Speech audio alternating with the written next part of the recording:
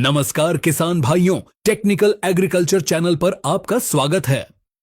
आज हम बात करने वाले हैं आपकी फसलों के उन 3 सबसे बड़े और छुपे हुए दुश्मनों की, जो आपकी मेहनत की कमाई को, आपकी फसल को आपकी आंखों के सामने ही चूस कर खत्म कर देते हैं। ये वो दुश्मन हैं जो आकार में तो छोटे हैं, लेकिन इनका आतंक बहुत बड़ा है। ये आपकी फसल का रस चूसते हैं, यानी उसका जीवन चूसते हैं। जी हां, हम बात कर रहे हैं रस चूसक कीटों की। हर किसान, चाहे वो कपास उगाता हो, मिर्च, बैंगन, टमाटर, धान या गेहूं, वो इन 3 नामों से जरूर परेशान रहता है। माहू, सफेद मक्खी और थ्रिप्स। ये कीट न सिर्फ पौधे को कमजोर करते हैं, बल्कि इससे भी खतरनाक काम करते हैं। ये वायरस फैलाते हैं। पत्ती मरोड़ रोग जैसी लाइलाज बीमारियों के असली वाहक यही कीट हैं। आज इस वीडियो में हम इन तीनों दुश्मनों की जड़ तक जाएंगे। हम इनकी पहचान करेंगे, इनके नुकसान करने के तरीके को समझेंगे और फिर मैं आपको इनका जड़ से सफाया करने के लिए जैविक और सबसे कारगर हेवी टेक्निकल वाले रासायनिक दोनों तरीके बताऊंगा। अगर आपने आज यह वीडियो पूरा देख लिया तो मैं वादा करता हूं कि आप इन कीटों को अपनी फसल में दोबारा सिर उठाने नहीं देंगे। तो चलिए शुरू करते हैं। किसान भाइयों, हमारा पहला दुश्मन है माहू, जिसे कई जगह छेम्पा या तेला भी कहते हैं। ये छोटे नरम शरीर वाले कीट होते हैं। ये आपको हरे, पीले, काले या भूरे रंग में मिल जाएंगे। इनकी सबसे बड़ी पहचान है कि ये हमेशा झुंड में हमला करते हैं। आपको ये पौधे के सबसे नरम हिस्सों पर मिलेंगे, यानी नई निकलती पत्तियां, कलियां और टहनियां। ये करते क्या हैं? ये अपनी सूंड को पत्ती में चुभोकर उसका सारा रस चूस लेते हैं। नुकसान के लक्षण: पत्तियां मुड़ना, पत्तियां पीली पड़कर नीचे की तरफ मुड़ने लगती हैं।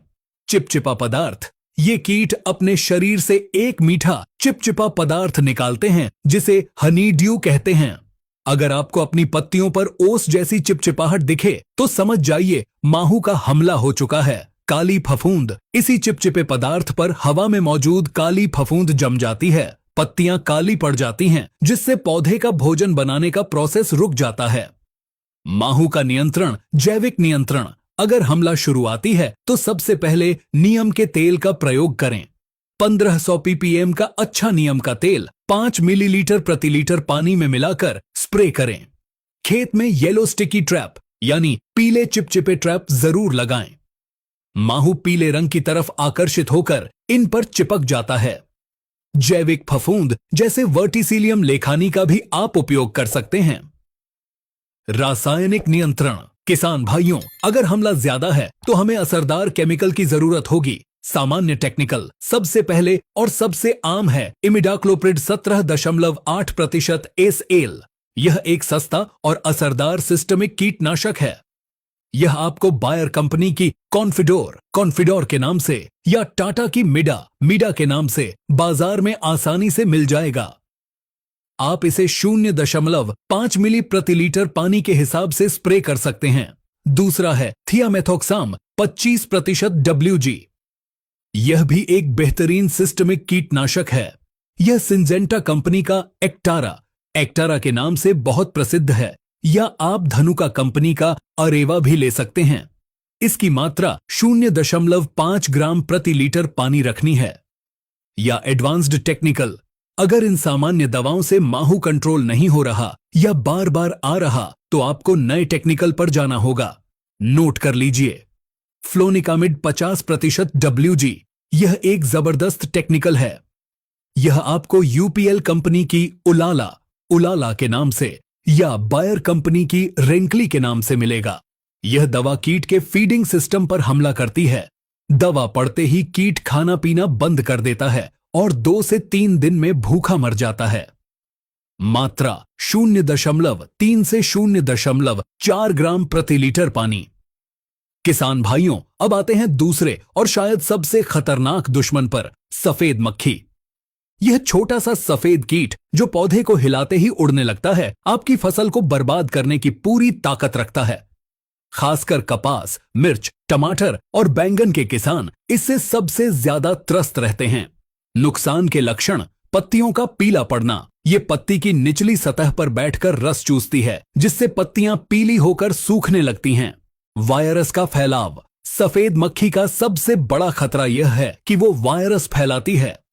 मिर्च, टमाटर, पपीते में पत्ती मरोड़ रोग या येलो मोज़ेक वायरस फैलाने की यह मुख्य जिम्मेदार है। सफेद मक्खी का नियंत्रण, जैविक और बचाव। Yellow sticky trap. सफेद मक्खी के नियंत्रण के लिए यह अनिवार्य है। 1 एकड़ में कम से कम 20 से 25 पीले ट्रैप जरूर लगाएं। नीम का तेल। शुरुआती स्टेज पर नीम का तेल 1500 ppm 5 मिली प्रति लीटर पानी की दर से स्प्रे करें। जैविक फफूंद। ब्यूवेरिया बेसियाना एक जैविक फफूंद है जो सफेद मक्खी पर बहुत अच्छा काम करती है। रासायनिक नियंत्रण। सफेद मक्खी पर कंट्रोल पाना मुश्किल है, इसीलिए हमें कॉम्बिनेशन या नए टेक्निकल इस्तेमाल करने होंगे। पहला टेक्निकल अंडों और बच्चों के लिए पायरीप्रॉक्सीफेन 10% EC। यह एक IGR यानी इंसेक्ट ग्रोथ रेगुलेटर है। यह दवा बड़ों को नहीं मारती बल्कि सफेद मक्खी के अंडों और बच्चों को खत्म करती है। यह सुमिटोमो कंपनी की लानो के नाम से या एग्रो लाइफ कंपनी का पोरस के नाम से आती है। मात्रा 1.5 से 2 मिली प्रति लीटर पानी। दूसरा टेक्निकल वयस्क मक्खी के लिए डाइफेंथ्यूरॉन 50% WP। यह सफेद मक्खी के लिए एक बहुत ही जबरदस्त और हैवी टेक्निकल है। यह सिंजेंटा कंपनी का पेगासस के नाम से आता है। यह दवा स्प्रे होते ही मक्खी को पैरालाइज कर देती है। मात्रा 1 से 1.5 ग्राम प्रति लीटर पानी। इसे तेज धूप में स्प्रे न करें, शाम को करें। तीसरा हैवी कॉम्बिनेशन। अगर हमला बहुत ज्यादा है तो स्पाइरोमेसिफेन 22.9% SC का प्रयोग करें। यह बायर कंपनी का ओबेरॉन के नाम से आता है। यह सफेद मक्खी के साथ साथ मकड़ी को भी खत्म करता है। सस्ता और असरदार एसिटामिप्रिड 20% SP भी सफेद मक्खी पर अच्छा काम करता है। यह धानुका का धनप्रीत या टाटा का मनिक के नाम से मिल जाएगा। मात्रा 0.5 से 1 ग्राम प्रति लीटर पानी। सलाह, सफेद मक्खी के लिए हमेशा 2 दवाओं का कॉम्बिनेशन स्प्रे करें। एक IGR जैसे पायरीप्रॉक्सीफेन लैनो और एक वयस्क को मारने वाली जैसे डाइफेंथ्यूरॉन पेगासस। किसान भाइयों, हमारी लिस्ट का तीसरा और सबसे जिद्दी दुश्मन है थ्रिप्स। यह कीट इतना बारीक होता है कि नंगी आंखों से मुश्किल से दिखता है। यह काले या हल्के पीले रंग का लाइन जैसा बारीक कीट होता है। यह हमेशा पौधे के सबसे ग्रोइंग पॉइंट पर हमला करता है, यानी नई कोपलों, फूलों और पत्तियों के अंदर छिपकर। पहचान कैसे करें? पौधे की नई पत्ती या फूल को एक सफेद कागज पर झाड़ें। आपको बारीक रेंगते हुए कीड़े दिखेंगे। नुकसान के लक्षण: पत्तियों पर चांदी जैसी धारियां। थ्रिप्स पत्ती को खुरचता है और फिर उसका रस चूसता है। इससे पत्तियों पर चांदी जैसी सफेद धारियां बन जाती हैं।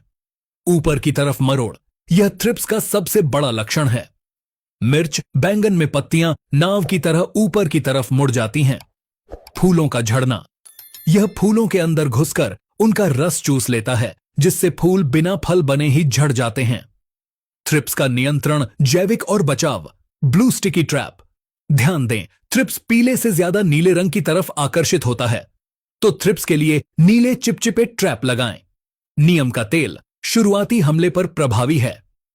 स्पिनोसैड, यह एक जैविक कीटनाशक है जो थ्रिप्स पर बहुत अच्छा काम करता है।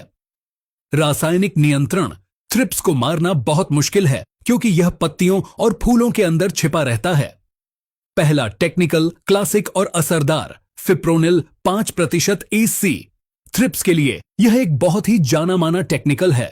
यह बायर कंपनी का रीजेंट के नाम से या धानुका का फैक्स के नाम से बाजार में मिलता है। मात्रा 1.5 से 2 मिलीलीटर प्रति लीटर पानी। दूसरा हैवी टेक्निकल, नया और बेस्ट स्पिनिटोरम 11.7% SC।